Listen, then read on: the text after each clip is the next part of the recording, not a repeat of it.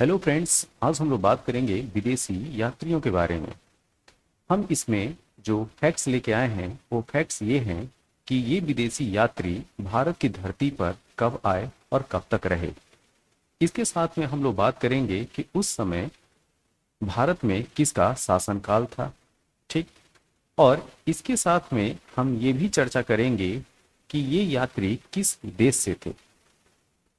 तो जो भी विदेशी यात्री अब तक आए थे, एंशिएंट हिस्ट्री से लेके मॉडर्न हिस्ट्री तक, भारत के प्राचीन इतिहास से आधुनिक इतिहास तक जो भी विदेशी यात्री आए थे, हम उन सब के बारे में हम चर्चा करेंगे। एक, उनका आने का समय और वो कब तक रहे। इसके साथ में उस समय यहाँ का शासनकाल किसके अधीन था। एक चीज और ध्यान दीजिएगा, यह इतना इंपॉर्टेंट है, यह इतना इंपॉर्टेंट है कि एसएससी का एग्जाम हो, पीएससी एग्जाम हो, या आप यूपीएससी के भी पेपर उठा के देख लें पिछले सालों का, तो उसमें विदेशी यात्रियों से संबंधित प्रश्न पूछे ही गए हैं। तो यह टॉपिक काफी इंपॉर्टेंट है, तो प्लीज इसको ध्यान से देखिएगा और ध्यान से इसको समझने की कोशिश कीजिएगा। जिन पॉइंट्स पे, जिन फैक्ट्स पे मैं ज़्यादा इम्फेसाइज करूँगा उसको तो एटलीस्ट आपको याद रखना ही है। तो अब हम स्टार्ट करते हैं पहले से। हम मेगास्थनीज की बात करते हैं। मेगास्थनीज का आने का जो समय है वो 305 से 297 ईसा पूर्व, या ये कहें कि वो 305 ईसा पूर्व से 297 ईसा पूर्व में भारत की धरती पे रहा। यह एक यूनानी राजदूत था। क्या? यूनानी राजदूत था। और जिस समय वो आया था यहाँ पे चंद्रगुप्त मौर्य, मौर्य वंश का जो संस्थापक है चंद्रगुप्त मौर्य, वह उस समय राज किया करता था। तो प्रश्न क्या हो सकता था, यह प्रश्न क्या हो सकता है कि मेगास्थनीज किसके शासनकाल में आया। तो आपको बताना है चंद्रगुप्त मौर्य। टाइम पीरियड क्या है? 305 ईसा पूर्व से लेके 297 ईसा पूर्व, मतलब 305 बीसी टू 297 बीसी। दूसरा विदेशी यात्री है डायमेकस। डायमेकस जो है वो सीरिया का राजदूत है, जो कि बिंदुसार के टाइम पीरियड में आता है। ठीक। उस समय शासनकाल मौर्य वंश का जो दूसरा शासक है बिंदुसार, उसके टाइम पीरियड में डायमेकस आता है, जो सीरिया का राजदूत रहता है। इसका जो टाइम पीरियड है 298 ईसा पूर्व से 273 ईसा पूर्व। Next, Dionysus. डायोनीसियस जो है वो मिस्र का राजदूत है। वह भारत आने का जो समय है इसका 284 से 262 ईसा पूर्व।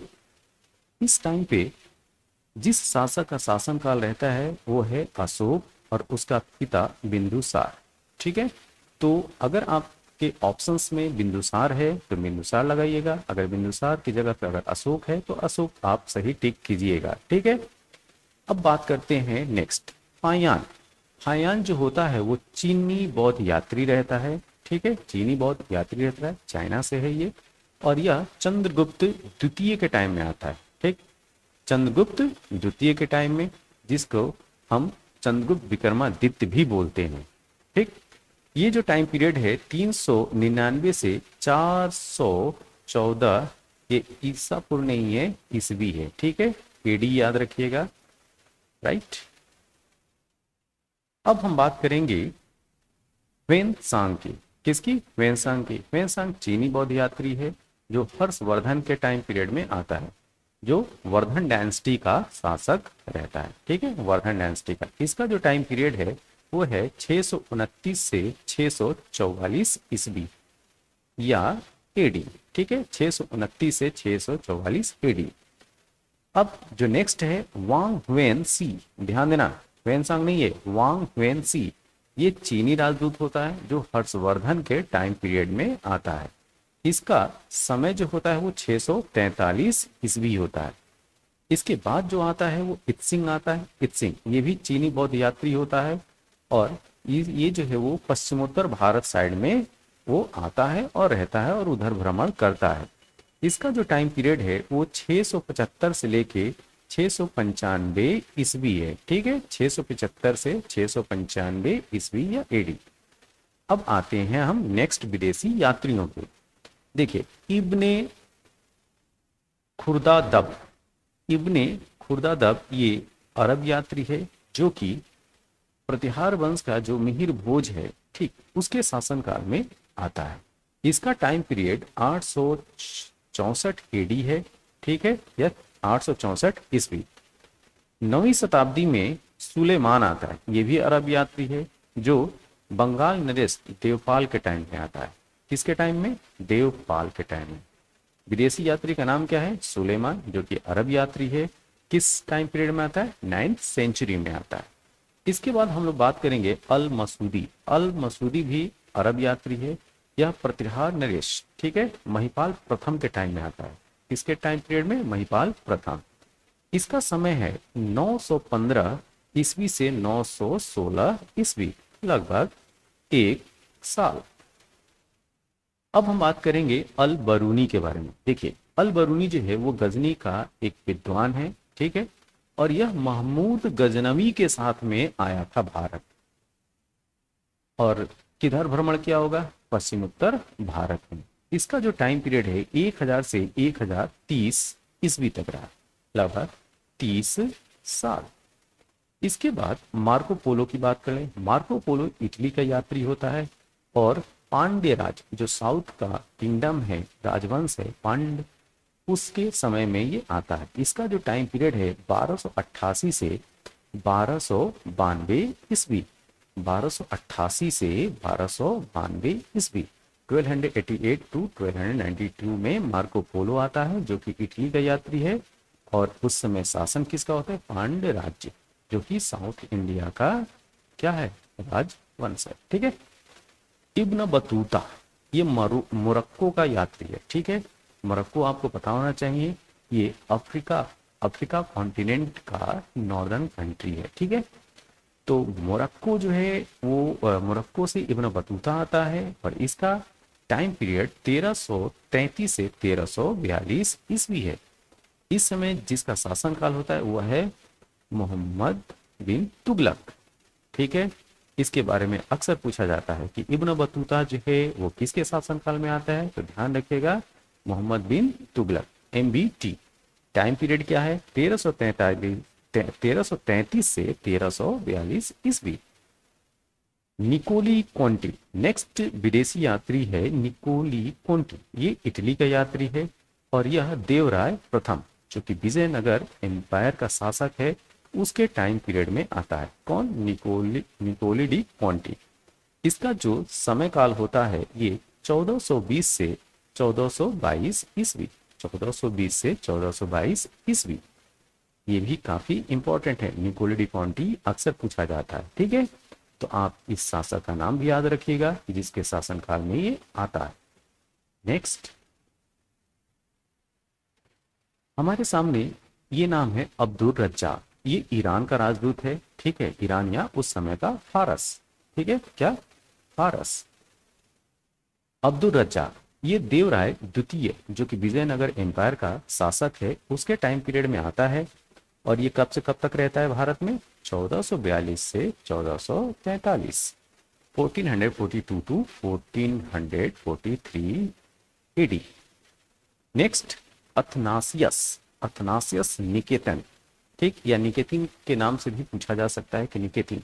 ये रूसी यात्री होता है और मोहम्मद तृतीय जो बहमानी राज्य का शासक होता है उसके टाइम पीरियड में ये आता है। इसका जो भारत में रहने का समय है वो 1470 से 1474 तक, 1470 टू 1474, लगभग 4 साल। नेक्स्ट वास्को डिगामा पुर्तगाली यात्री है, ठीक, जो कि केरल का शासक जमोरिन के टाइम पीरियड में आता है, ठीक है। कब? जमोरिन के टाइम पीरियड में, जो कि केरल का शासक, ठीक है। यह 1498 ईस्वी में आता है। कब? 1498 ईस्वी में। एडुआर्डो बारबोसा ये भी अक्सर पूछा जाता है, ठीक है। एडुआर्डो बारबोसा ये भी पुर्तगाली यात्री है और यह कृष्णदेव राय के टाइम पीरियड में आता है। कौन? कृष्णदेव राय के टाइम पीरियड में। इसका टाइम पीरियड रहने का है भारत में 1516 से लेकर 1518 ईस्वी तक। ठीक है। Next, Domingos Paes. Domingos Paes ये भी पुर्तगाली यात्री है। ये सारे इंपॉर्टेंट है। ये डोमिंगोज पीस ये भी कृष्णदेव राय के टाइम पीरियड में आता है। ठीक। और इसका जो भारत में रहने का समय है 1520 से लेके 1522 ईस्वी तक। नूनीज ये भी पुर्तगाली यात्री है। नूनीज, ठीक है। नूनीज बहुत इंपॉर्टेंट है, अक्सर ये एग्जाम में घूमता रहता है नूनीज।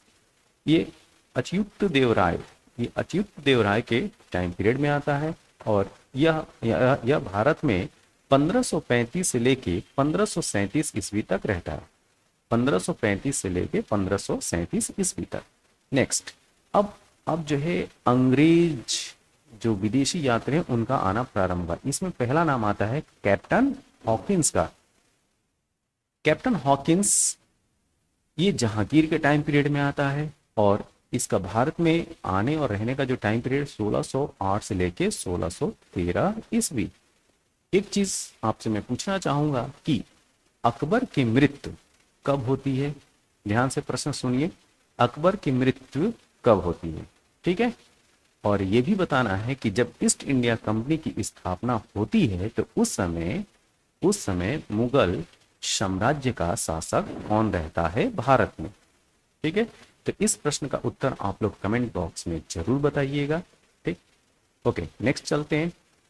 नेक्स्ट जो अंग्रेजी राजदूत है उसका नाम है sir Thomas Roe. Sir Thomas Roe ये भी जहांगीर के टाइम पीरियड में आता है और इसका समय काल होता है 1615 ईस्वी से 1619 ईस्वी। क्या? 1615 से 1619 ईस्वी। पॉल केनिंग ये दूसरा अंग्रेज यात्री है। पॉल केनिंग ये भी जहांगीर के टाइम पीरियड में ही आता है। इसका टाइम पीरियड भी 1615 से 1621 होता है। क्या? 1615 से 1621, लगभग 6 साल। ठीक है। अब नेक्स्ट जो है पित्रा देला वेली, ये जो है इटली का यात्री है। पित्रा देला वेली ये भी जहांगीर के टाइम पीरियड में आता है और इसका टाइम पीरियड जो रहता है भारत में रहने का वो 1622 से लेके 1660 ईस्वी में। ठीक है। तो अगर आपको ऑप्शंस में जहांगीर के साथ में अगर शाहजहां का भी नाम आ जाए तो भी बता दीजिएगा। ठीक है। और औरंगजेब का भी नाम आ जाए तो भी बता दीजिएगा। ठीक है। ओके, तो कुछ प्रश्नों के उत्तर जो हैं उनके ऑप्शंस की सिचुएशन के बेस पे ही दिया जाता है। ठीक है। ओके, 1656 से 1687 ईस्वी ये जो टाइम पीरियड रहता है वो मनुची के आने का रहता है। ठीक है। मनुची इटली का यात्री है। ये जो है ये औरंगजेब के टाइम पीरियड में आता है। औरंगजेब मुगल शासक। ठीक है। तो मनुची इटली का यात्री, इसका भारत में रहने का जो टाइम पीरियड है 1656 से लेके 1687 ईडी तक, ईस्वी तक। अब ये जो स्लाइड हमने तैयार की है वह यह है कि विजयनगर साम्राज्य के दौरान भारत आने वाले विदेशी यात्रियों की एक मैंने लिस्ट बनाई है। ठीक है।